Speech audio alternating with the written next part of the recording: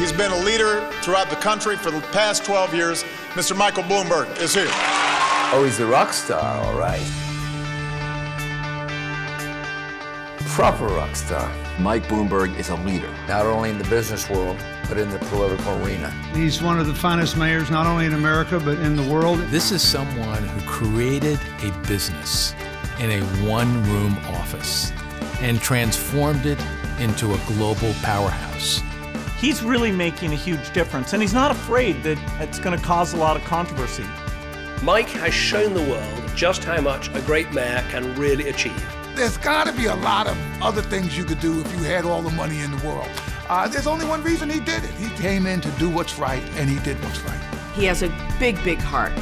He has a big checkbook too, but I think that his heart overrides the checkbook. We grew up in Medford, Massachusetts, and both our father and our mother, they were good-hearted, community-spirited, and they had a strong Jewish identity. My parents took his Jewish education very seriously. And in many ways, his public service is defined by tikkun olam. My father's relationship with his mother was very loving and caring, but also she was very real with him, and she told him the truth and made him work hard, and I think that that really gave him a little bit of his bluntness and the idea that you're nothing special, you need to work hard and you need to give back and you're no different than anybody else. Every night, my mother made my sister and I wait for my father to come home, and we went around the table, and family and philanthropy were the two things that learned at the table and carried me for the rest of I hope for the rest of my life. What values did you see in your parents that you think you carried throughout your life and that you hope to see in my sister and myself? To me, Judaism stands for helping others and for having respect for family and for working hard. But most importantly, a moral compass, I think. You can't go into life thinking to be equal, all I've got to do is my half, my share. Good relationships and good people want to do more. I think that some of the values that really motivate my dad are a genuine desire to do with what he was given and what he has worked for very good things for other people who were not so lucky. He is someone who not only can conceive of ideas that people can't even imagine, he's someone who has the ability to make it happen.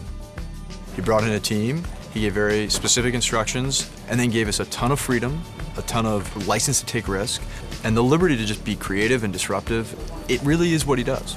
Mike picks big issues, and he looks for a big impact. As a mayor, driving improved education, and as a philanthropist, taking on things like malaria, tobacco, gun control. He doesn't have a huge ego. This is not something that he wants to be, known as the king. He thought, I can actually bring a set of skills to tackle tough problems and make things better for folk. I had this dream that one day I would plant 1 million trees in New York City. And a couple of days later, he got wind of that. It was at one time an empty, vacant lot. And lo and behold, we have planted over 800,000 trees. Mayor Bloomberg came in, what a difference. This is now one of the hottest communities around. Streets are safer, you no longer hear the gunshots. We have some of the best schools in the city operating in Harlem, and Mayor Bloomberg has been directly responsible for this. It's like a miracle. Can't hold a tune to save his life, but I would call Mike Bloomberg a top-line melody guy. In politics, in science, in commerce, in philanthropy, through the noise, Mike Bloomberg has an ear for the through line, the clear thought. Wherever he's been, it's a better place. He really has set the bar very high.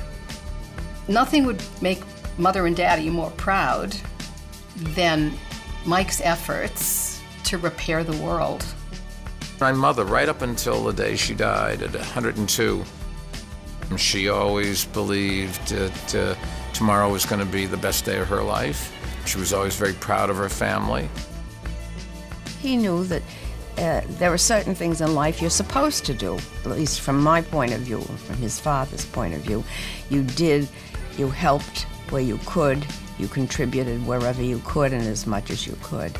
And it was the kind of thing that we didn't talk about it a lot. You just did it. It was expected of you. And this award really reflects our parents' teachings. To me, Judaism stands for a roadmap through life of philanthropy, family, and of helping others.